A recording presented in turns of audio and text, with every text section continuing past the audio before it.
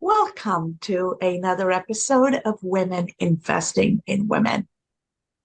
Robin and I are committed and passionate about showcasing women who are truly taking time to invest in other women and building a world that truly is supportive of women, lifting up women, and empowering women. And as part of this series, we are so excited to have a conversation with an amazing woman who's been dedicating a long number of years to helping and transforming young women so that they grow up to be impactful adult women. Take it away, Robin. All right. I am so excited to have Virginia Millar on our program. When I was a student at Penn just 3 years ago during COVID, actually live and then during COVID, Virginia was one of our assistant instructors, and she was amazing. And she shared with us that she had started a program for girls in junior high. She was a teacher, had been a teacher for many years, and she started this amazing program for girls called Girl Power, where she was basically teaching them everything that we were learning, in our program at Penn about resilience and character strength. And this was such an amazing program, and for girls at that very tender, vulnerable, kind of scary time of life. So Virginia, tell us how you started this, what inspired you, and what motivated you to begin this program for these young junior high girls. Sure. Thank you, Robin. So I was an educator in public school for 25 years, and I had been in there a number of years, and I worked with special needs students. And I, noticed in my special needs students that, and this was an entirely low income, very large school district. And I would have some students who were just amazing. They were thriving and succeeding and optimistic and had good relationships. And I wanted to know what it was about these children that allowed them to be so successful despite their circumstances, so I could bring it to more of them. So that initially led me into the study of resilience, which led me to the MAP program, which you and I are very familiar with, which is applied positive psychology. So I did the degree program like you did, Robin, and I, of course, was very excited to bring all those learnings back to my school. And at the time I was teaching junior high, and we know that in public education, so often the curriculum's driven by standardized testing, and there's not a lot of time and attention that's available to support well-being within the school environment. And so it was a bit of a struggle, to be perfectly honest. I had all these great ideas popping in. It was a struggle. And then, due to actually a very unfortunate incident, some of my junior high students were found out to be making arrangements online with adult men. Unbeknownst to them, they thought they were young boys. And this came to light, of course, on a Friday afternoon when everything happens at school. Luckily in time to prevent it from happening, but everybody was rightfully appalled, the teachers, administrators, parents. We had, a huge, big meeting right then and there. And all of a sudden, people were asking questions. Well, how can these girls think so little of themselves that they would want to engage in this? And, what can we do to change this? And then people were suddenly quite interested in supporting well-being and understanding the tools that could do that. So that was when I started the club. That was the impetus for the club, this very unfortunate incident. But we took the opportunity then to create this after-school club for the 8th grade girls. And it was mandatory that the girls who were involved in the incident attend, but we opened it up to all of them. And we ended up having about 30 of the 8th grade girls voluntarily attend. And we met after school for once a week. And we started an exploration into what's right with them using the tools of positive psychology, so that they could learn about their character strengths, their attributes, think about their personal values and goals for the future, and build on that to get to know each other. So that's how we got started. Um, do you want to know some of the aspects of the program? Sure. So as we build on that, Virginia, um, go ahead and go into the aspects of the program, but we also want to hear about it from the perspective of how does this help break that peer pressure cycle, because they're at an age where the peer pressure is the most influential component. And so how did the components work alongside that peer pressure to shift the dynamics? Because to me, in that intersection is the wisdom that we can take. Yeah, what a great point. Thank you for asking that. So yes, so this collection of girls who attended our program, and this was, I want to say, about 70% of the 8th grade girls. This was a diverse collection of girls in terms of racial and ethnic backgrounds, in terms of academic levels. You know, we had my special needs students, we had the honors students, and it was a very diverse group of girls. And like you said, there's so much peer pressure at that age. But when they started coming together, and one of the first things we do is, well, we would have some type of icebreaker at every meeting to reveal something about yourself. Games like two truths and a lie, or toss a ball around with questions on it, like, who would you want to have dinner with if you could have dinner with anyone, and types of things like that to get to know each other. But then we explored our character strengths, and everybody has 24 character strengths, according to the VIA survey, which is part of positive psychology. And it was so interesting for them. There's a young person's survey that they took, and after they take the survey, they get a report of their character strengths and what are their top 5 signature strengths.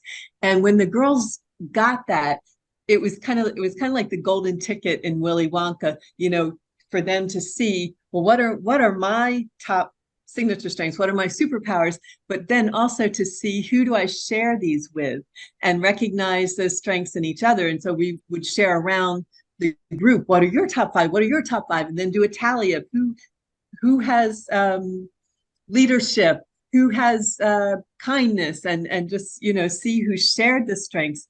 And all of a sudden it was very eye-opening for them, I think, to see that they shared these very similar wonderful attributes despite their seeming big differences. So I think that was a really important part of it.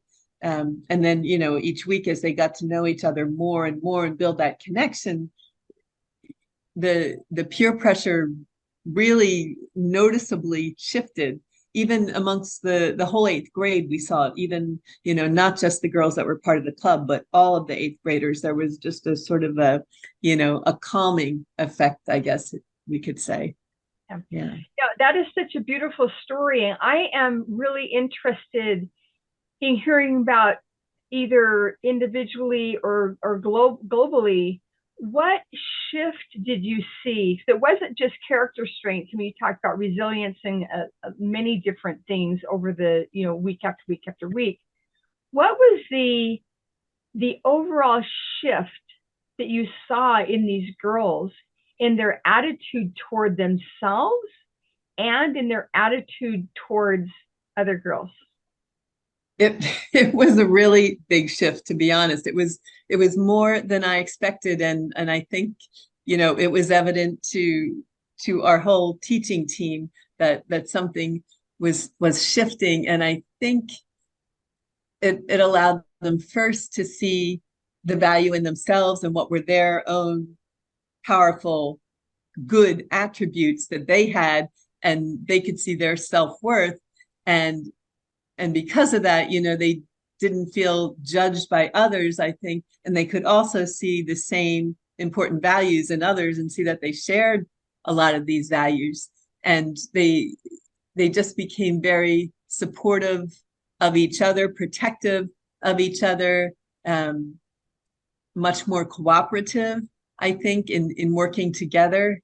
That yes, the connection just blossomed. It really did. And I would say not only amongst them, but with the adults as well. I had two colleagues who worked with me in this club, and the relationship that developed between us and the students too was, you know,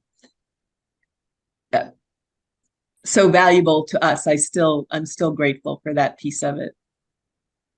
That sounds so beautiful. And the way I am picturing it in my head is when these young girls saw what they brought to the table and what was good in them, that created a sense of belonging, a sense of camaraderie, right?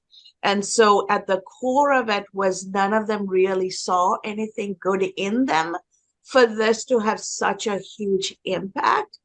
Can you just go a little bit into what creates that environment where young girls don't think much of them so that we can look for those signs and be proactive instead of letting it turn into something bad to then use that as a jumping off point? Kind of how do we be preventative and how do we notice these things? Yeah, I think when, you know, with the kids that age, when we see them being so self-critical or afraid to take a chance on something or afraid to speak out in class, or in the worst case, you know, being bullied by someone else, you know, and we see situations like that, um, you know, it's critical to intervene then and point out the good attributes of both, you know, themselves and the other people around them, and then to create opportunities for communication and places, you know, where they have to interact and have to share and learn the skills to do that. So that was part of our program, was to incorporate, you know, a lot of the skills that we learn in positive psychology that can support these things. Like, you know, we learn about active constructive responding as a response style for when someone shares good news, and how that amplifies the positive emotions and allows the relationship to grow. So we would teach them skills like that. And, you know, the idea of a growth mindset, that we would, you know, we would reflect together on times when we screwed up and what we learned from it, and then reflect on how we've grown from that moment to where we are now. And so, you know, if we're struggling with something right now, whether it's algebra or trying to write an English essay or whatever, to reflect on times in the past when we did overcome something that we couldn't do well, and you know, how that translates to now, and just build those competencies and make them aware of the competencies that they already have, I think is so important. You know, I'm really intrigued with what you said, that it wasn't just the girls who were actually in the class, but it had an impact kind of across the board, across the school. Do you want to talk a little bit about that? And is there some science behind? It's almost like what's coming to mind is you putting yeast into some flour. It's a little tiny bit of yeast, but it makes the whole loaf leaven. What is that leavening effect that you observed by the girls being in your class impacting the entire school? Yeah, it's I mean, there was truly a contagion effect, I guess we could call it, you know, because honestly, I think kids and people want to be in an environment where they feel loved and comfortable and can build relationships. I think, you know, nobody wants to have an adversary, or, you know, feel jealous or feel picked upon, or, you know, nobody wants that. So when there's an opportunity, when it starts to change, people want to go with that change. And you know, Robin, the research from Barbara Fredrickson on positive emotions and micro moments of love and positivity resonance, so that when, you know, we're sharing this positivity, it's more than just, you know, feeling happy. There's a real shared connection, and the physical effects, you know, in the shared rhythms and the vagus nerve and, and all that stuff that we've learned about there. But yeah, I think we saw it for real in action there. That that is wonderful. Now, did this school have boys as well, or was it an all-girls school? Because the Yeah. reason I ask is I want to see the impact it had on the boys. Because when you transform one group, it doesn't stay contained. There would have been interaction effect on the boys as well. I'm curious to know how that transpired and how did it look like? Yeah, and to be honest, I think, there were pluses and minuses there. Um, the boys too wanted to experience positive emotions and good relationships. And so when the environment started to shift, I think they were happy about that and wanted to be a part of that. Of course, at the same time, they're eighth grade boys. And part of the value of the Girl Power Club was that it immediately put all the girls on the same team. So all those differences between them didn't matter so much because they're all on this same team. And the boys weren't. And so, I did have boys asking, well, when does the Boy Power Club start? And where's our club? And, I truly wished I could have done that. At the time, I only had the capacity to do the girl power, and I did try to prompt a few colleagues to get the boy power going or something similar, which unfortunately didn't take off. But some of the boys on their own started like gathering at the soccer field after school and getting together as their counter approach to the girl power on the same day that the girls were meeting at the Girl Power Club. So everybody wants that sense of belonging for sure. Yeah. I love that. What a great question. And yes, it's too bad someone couldn't have started the equivalent of a Boy Power.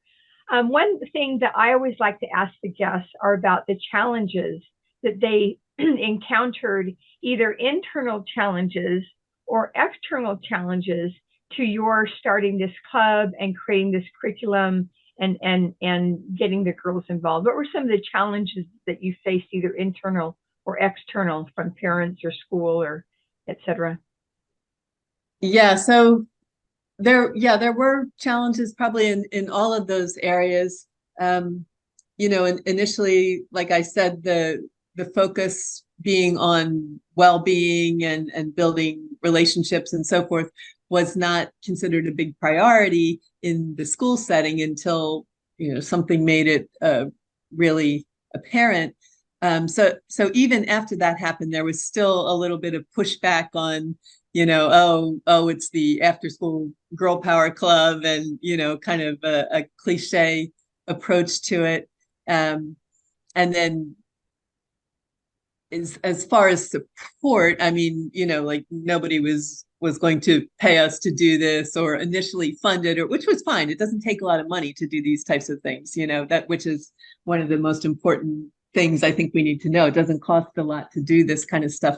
But there was no support that way. And then in terms of the actual club itself, not much pushback from parents, because this, was an entirely low income district and the parents were busy working. So, I think they were happy for the kids to have another place to go after school.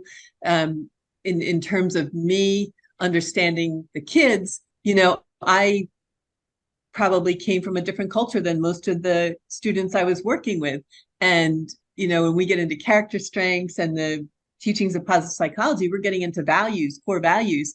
And I had to kind of step back and be humble and curious to understand what were their values.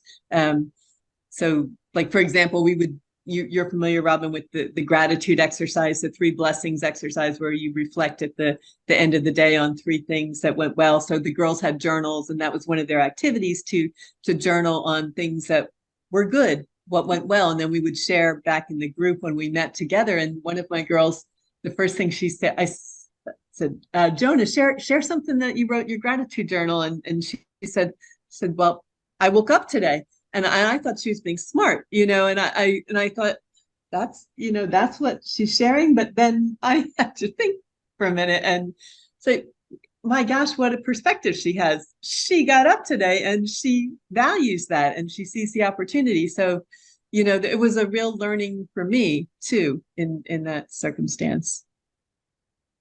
That resonates a lot living in Chicago and watching what goes on in these low income communities. Some children don't make it through the day because gun violence and other things end lives prematurely. And so I am awake and I'm able to do what I need to do for the day is huge for these It is. communities. Yeah. Absolutely. So that really resonates for me. And I'm curious, as the young girls went through this transformation, how did it impact the teachers? Yeah, that was interesting. There is, it's funny. Initially, there was a little bit of friction, I think, because the girls were just transforming really quickly in this environment, more than we expected, and the teachers who were working with me were as well, and there was this bond that was happening really fast. And I think, some of my colleagues that weren't involved were kind of put off a little bit by that, and I think initially felt a little bit left out of the inclusion and connection. And so that was something, I needed to be aware of and, would consider very important, if I were to start up all over again, to be aware of that. The Because it reason was I real. asked that, Virginia, is because I work with youth, boys, and girls in the Caribbean. And one of the things I consciously do is once a semester, do something with the teachers and the administrators too, so that they are aware of what's going on with the students and then they can complement and add to it and they too grow from it, right? So I try to get all three components, boys, girls, and the staff. And that's why I was wondering if you saw that similar desire from the administrators and teachers that they too want this because they came out of this system too and they have places they want to grow as well. Oh my gosh, yes. And thank you for saying that. It took me a little while to learn that, you know, um, unfortunately, but after a couple of years, I did start to bring in, colleagues and administrators to our sessions, and yeah, and that does change everything. That's so wise, and thank you for saying that because that's an important lesson that definitely took me a little while to learn. Yeah. We have so enjoyed having you on our program and hearing this amazing information you shared. And the time always just flies right by. So are there just, as we wrap things up, are there a couple of nuggets that you want to share with us? And then Cass will ask how we can get in touch with you. But are there like one or two like golden nuggets that you'd like to share with everyone who will watch this when it is released? Yeah, well, I think the first is just the importance of targeting these types of skills in the school setting, that it does deserve the time and the attention right there in the school environment. The effects that I saw were powerful for the girls, powerful for me.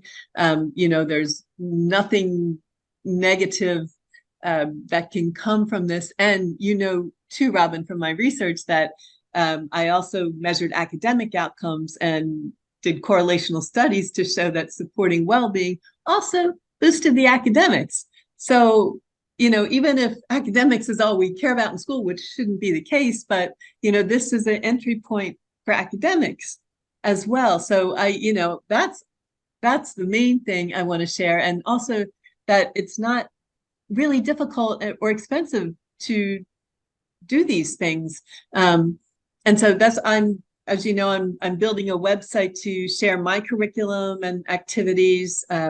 It's a work in process, but everything I have right now, I'm freely sharing, and I'm hoping that other people will share their work and activities too, so that we can build a set of resources so that even a single teacher in a challenging environment who doesn't yet have the support of the school or some system in place to work on social emotional learning or well-being formally still can access materials to get started.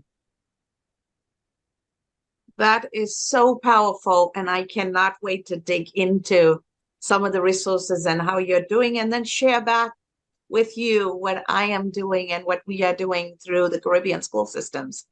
So as we bring this to a close, I definitely want our audience to be able to reach out and connect with you, Virginia. What is the best way they can do that? So the website that I'm building is called learnwellbeing.org. So that will ultimately be the best place to access resources and share contact information and ideas. Right now, I'll also offer an email address that I'm happy to receive contact from. It's millarvirginia@gmail.com. Thank you so much. And I am thrilled, and I know Robin is thrilled that we've had this conversation with you today. And I know every person listening is going to take something away.